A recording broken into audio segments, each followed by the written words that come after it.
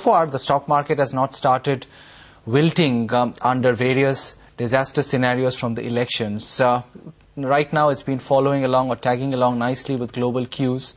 But as we get into the first round of polls in the middle of April, the market will start focusing increasingly. In fact, a lot of global investors have been telling us that come May, India might move largely with elections regardless of what's going on in global equity markets.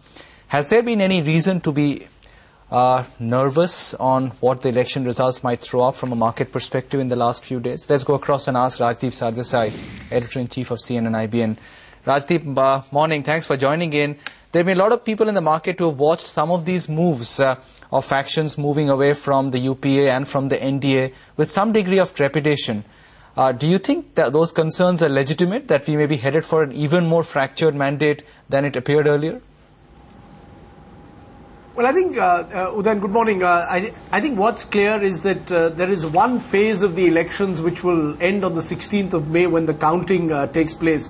And there will be post-poll arithmetic that will be worked out by each and every party and alliance. I think what's clear now, Udan, is not just any one party will get a majority, but no pre-poll alliance will be close to that 272 magic mark. So a lot of post-poll arithmetic will take place. And I think what you're seeing at the moment is really positioning by the different parties for that post-poll scenario.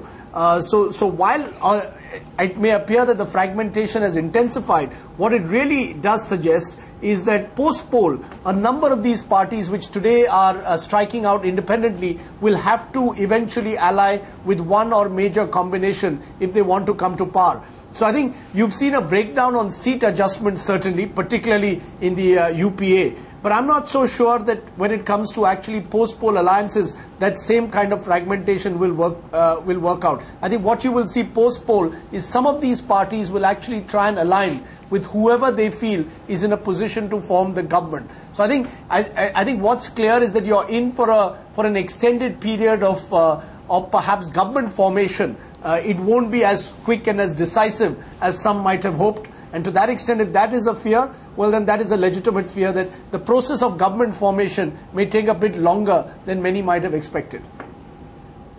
Rajdeep, hi, morning. The other fear is that aside from a fractured mandate, it might just be an extremely unstable coalition as well that comes to power at the centre, and maybe in the next 2 years the market and indeed the country might be looking at a fresh election. Do you see that as a possibility as well, that cracks have run very deep and any combination might be quite fragile? No, I actually don't think so. You know, there is within this seeming fragmentation, I think you will sense there will come a stability post-election. Let's be clear, parties which last week broke away, in a sense, in terms of seat adjustments, whether it's the Lalu Yadav's party or Mulayam Singh Yadav's or Ram Vilas Paswan, have made it clear after the elections they intend to remain part of the United Progressive Alliance. I think the question is that the third front, the so-called third front, will actually crystallize after the election. That's when you'll see parties like even Sharad Pawar's Nationalist Congress Party make their moves. And once that process is over, I think you will see some form of stability. I'm not among those who believes that we'll have an election in 2010 or 11 again. I think whichever formation eventually comes to power now will then recognize the limits of its maneuverability and will be prepared to stick around with one combination or the other, much as what we saw after 2004 or even earlier with 1999. So I think while at the moment every party is fighting for every seat, post-elections a measure of stability will come in. I think the other point to make is both the two major national parties, the Congress and the BJP, are struggling to reach about 140 or 150, which would give them the momentum to really drive that coalition forward. So I think that's the interesting part. How will the third front, which I believe will only crystallize after the election, actually, which direction will it flow in? But in terms of a stable government, I think it will be a relatively stable coalition that emerges post-elections. What's your own instinct though, Rajdeep, about the winnability of the faces in the third front and how much say they will have post-elections? Well, I think, as I said, I think with both the Congress and the BJP struggling to reach 150, that means about a 270, virtually half the Lok Sabha will comprise non-BJP, non-Congress parties. So I think they will play a critical role. Many of them have friendships that go back a long way. I think they will, even if they don't stake claim for the prime ministerial post, certainly bargain hard for key ministerships. I can see parties like the Samajwadi Party, even if they get 25 to 30 seats, bargaining hard for major ministries. The Nationalist Congress Party of Sharad Pawar will bargain hard for key ministerships. Other regional forces like Jayalalitha or Mamata Banerjee, their politics are much more restricted to their states. I can see Jayalalitha, for example, telling the Congress that if they want her support, they will have to withdraw support to Karunanidhi's government. Mamata Banerjee also will make Bengal her price, in a sense, for any support to the centre. So you will see different parties putting a price on their support. But I think once they've given their support, then a measure of stability will set in to whichever formation forms the government at the centre. Just one small question, Rajdeep, on the time issue, because time matters in the market. 16th of May, we then assume that we will not be closer to a government formation. It might actually spill over into, or well into June, you think?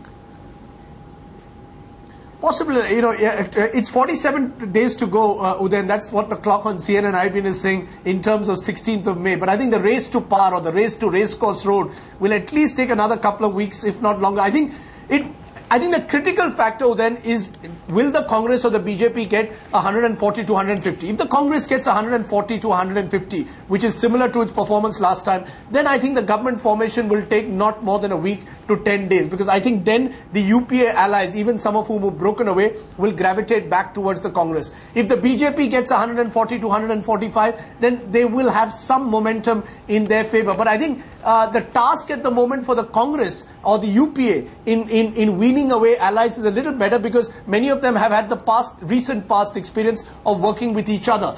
So I think once any of the two major formations reaches 140 to 150, I think that's the critical figure. And I would say then the big question for the Congress, for example, is 4 states, which are often not measured in any analysis. Madhya Pradesh, Chhattisgarh, Orissa, Punjab account for 75 seats. Last time the Congress got less than 10 seats in these 4 states. If the Congress is to measure up to last time's performance in the Lok Sabha, they have to at least double, if not triple, their tally in these 4 states. For the BJP, on the other hand, it appears that their allies are doing reasonably well, particularly parties like the Janata Dal United in Bihar. But the BJP's scope for accretion in North India is limited. They will need to do well in states like Karnataka, Gujarat, Maharashtra. These are 3 states where the BJP will at least have to sizably increase its tally. Otherwise, the BJP too will struggle to do better than in 2004. I think the real battle is that if one of these formations reaches 140 to 150, in terms of one party reaches 140 to 150, then the process of government formation will take not more than a fortnight. If it is not, if they fall below the 140 mark, then I think you will see a slightly messy government formation that could stretch into June. Thanks, Rajdeep. Appreciate you putting that in perspective today. That's what is coming up. As Rajdeep says, 47 days to go for the 16th of May, but you may have to wait a bit longer to see the actual shape of the government, depending on how many seats UPA or the NDA or the Congress or the BJP end up getting.